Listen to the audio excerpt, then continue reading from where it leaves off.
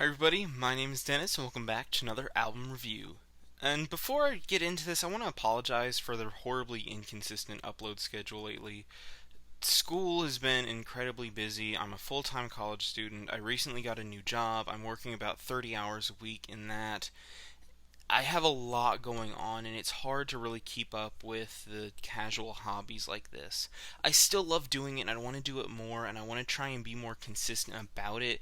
And right now I'm just kind of playing catch up with all the albums that I thought were significant over the past few weeks. So I thought I'd start off with one of the relatively older albums that I thought was worth talking about, and that is Little Oblivions by Julien Baker. It's one I've been wanting to talk about for a while because I think Julien Baker is a really interesting artist. I think oftentimes has a lot to say, and she has a really great voice, and she definitely has stood out in the indie scene on her past records, which, frankly, is why I was a little disappointed with this one.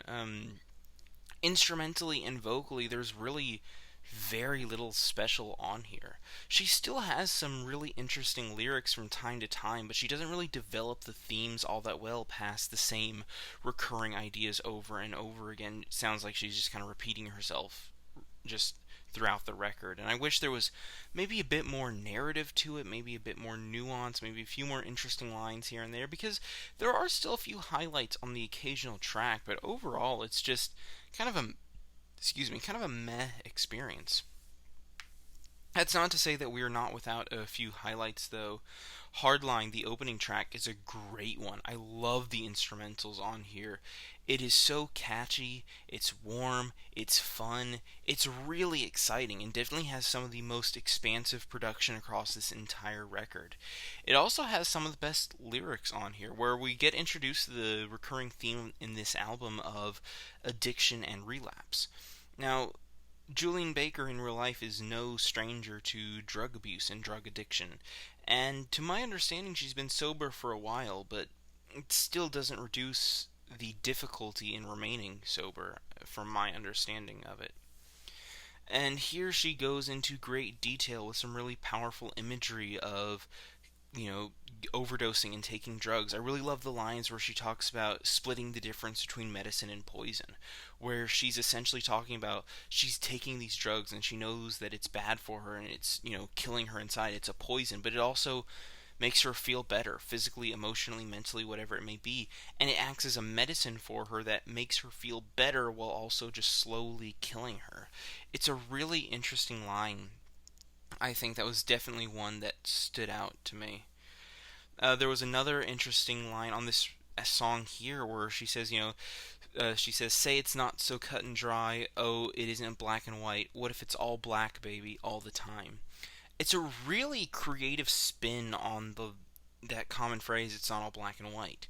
Oftentimes, people say something like that to say, it's not just, this or this. There's not just a dichotomy to everything. There's more expansiveness to it. There's more going on. There's middle grounds. There's, outliers. There's things across a spectrum. Things are spectrums. They're not just black and white.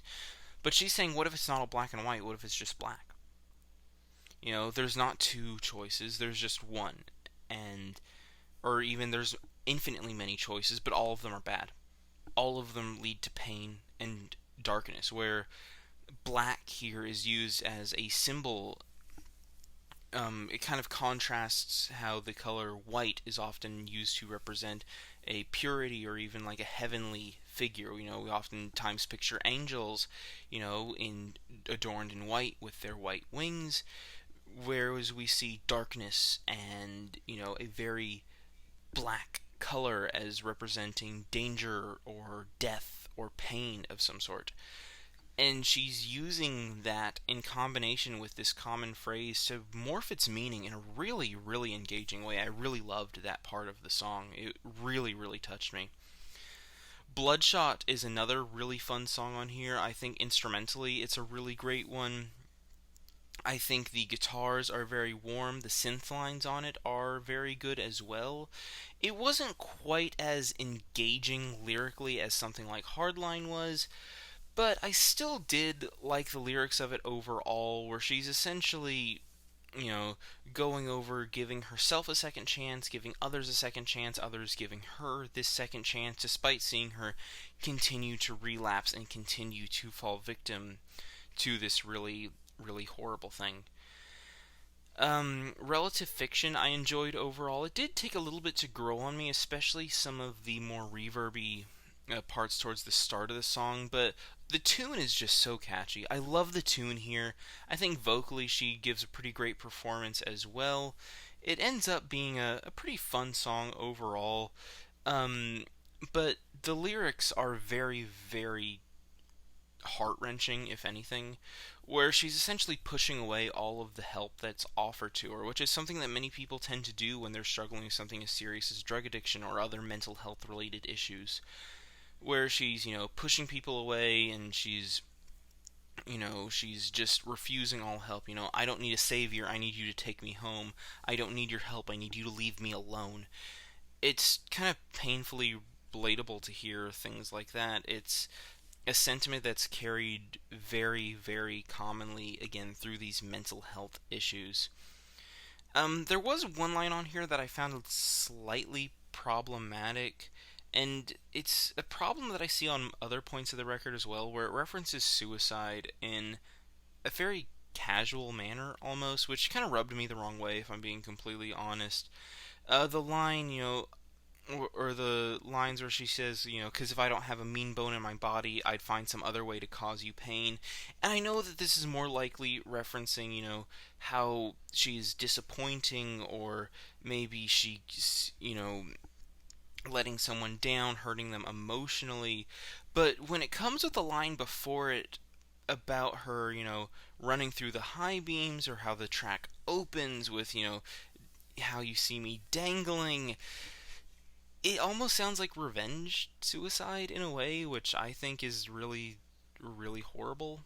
Um, Again, I see these other interpretations, and I'm choosing to believe that it is those less problematic meaning behind it, and I'm still am enjoying this song overall. Again, the tune is great. I love the outro on here. That last verse is phenomenal, and it's a very relatable song in a lot of ways that goes into the specific side effects of mental health and its relationships and its effect on your relationships with others.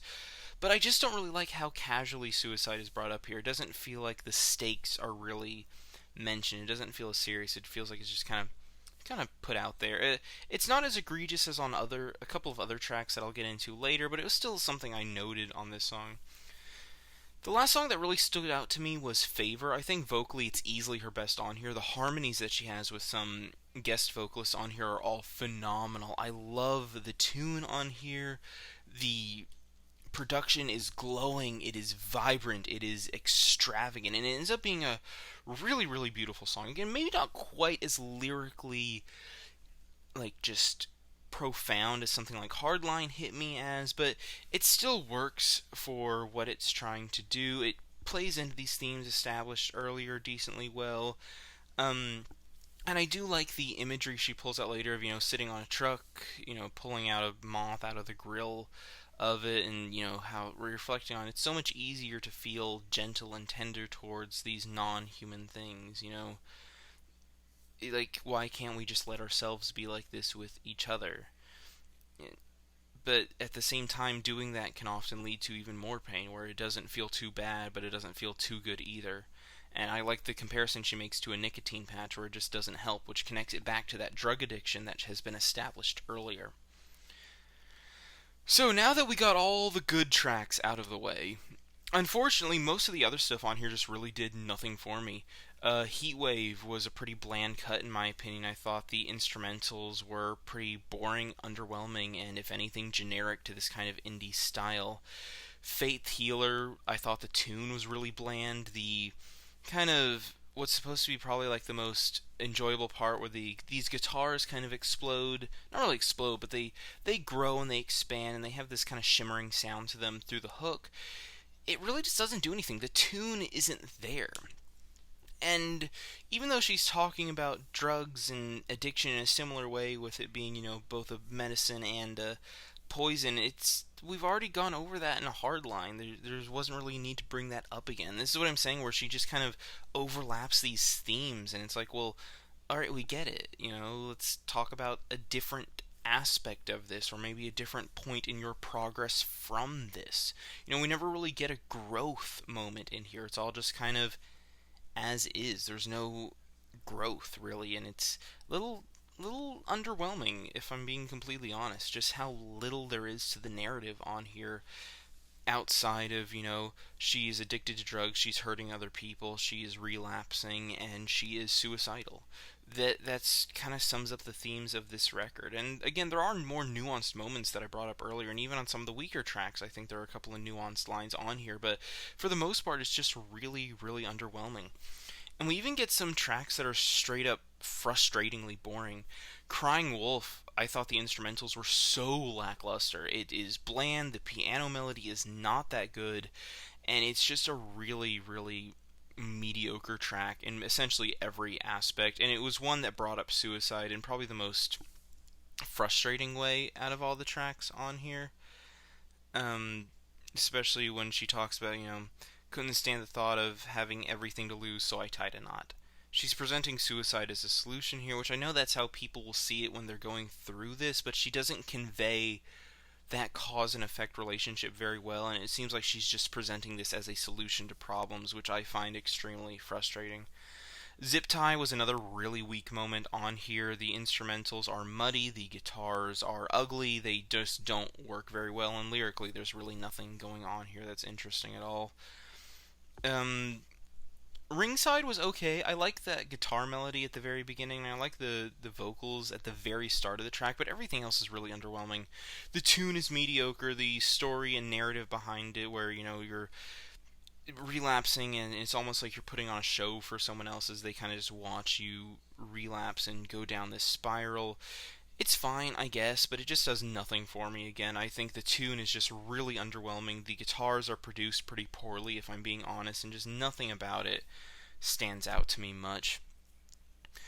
Song in E is a boring piano ballad with nothing special to it. It sounds like every other indie piano ballad you could ever think of. It's very, very bland. Repeat is and Highlight Reel are the last two tracks on here, and both of them are pretty weak. Repeat, I really, really dislike the vocal manipulations on the end of the song. It feels very similar to Zanny by Billie Eilish, but without any of the things that really made Zanny beautiful. The guitars are also produced pretty poorly, if I'm being completely honest. All the instrumentals on both Repeat and Highlight Reel, I think they both had this issue. They all just kind of meld together. Nothing is really mixed well. It all just kind of smushes together, and you don't really get an appreciation for how each instrument works on its own in addition to how it contributes to the whole. You only get the whole, and it's really hard to appreciate the instrumentals in my mind when it works like that. So yeah, overall, I was pretty underwhelmed by this record. Definitely some highlights on here, some interesting lyrical moments from time to time, but overall, just really, really disappointing. I could have gone a lot more into the symbolism of certain moments on this record and some of the more interesting lyrical moments I thought there were, but I didn't really think that would have benefited this too much. You can feel free to look through it, and you'll probably notice some of the lines that have a bit more depth to them than others. But overall, it was just an okay record. Production-wise, it was really it was frankly bad. The production on here is not good. It's generally boring, it's very generic to the indie style, and does very little to push anything forwards. There are a few tracks with decent tunes on here, and a couple tracks that are produced very gorgeously, and I think vocally Julien Baker does a pretty consistent job throughout this record, outside of maybe a couple of tracks. But overall, it's just really, really bland, and I was kind of disappointed with this one. Overall, I'm feeling a decent 5 on this record. If you listen to it, I'd love to hear your thoughts down in the comments below. Be sure to tell me how wrong my opinion is, as always, and I will see you in the next review.